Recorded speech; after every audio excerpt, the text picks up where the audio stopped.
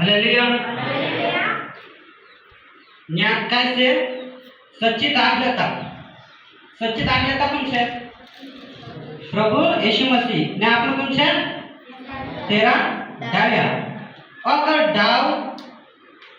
દાખલતામાં बने नहीं रहे, अलग रहे से कि जी अपने आप खुद से फौला से काय तेरो काय ऐसे चिड़ा काय ऐसे सुख जासे उतने सुखने के बाद तेरो काय ऐसे आठमा धोपा से यदि आप विश्वास में से या कैसे सच्ची दाखलता में हूँ और मेरा पिता किसान है जो डाली मुझ में और नहीं मुझ में है और नहीं फलती वह काट डालता है।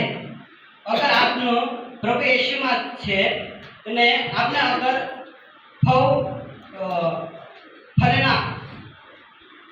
फलने का मतलब क्या है?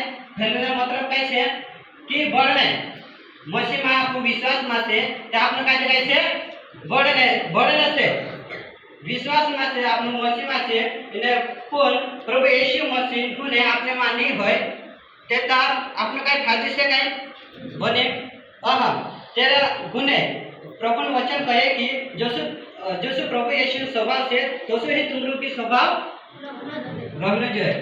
हालेलुया। कि फल आने मतलब कैसे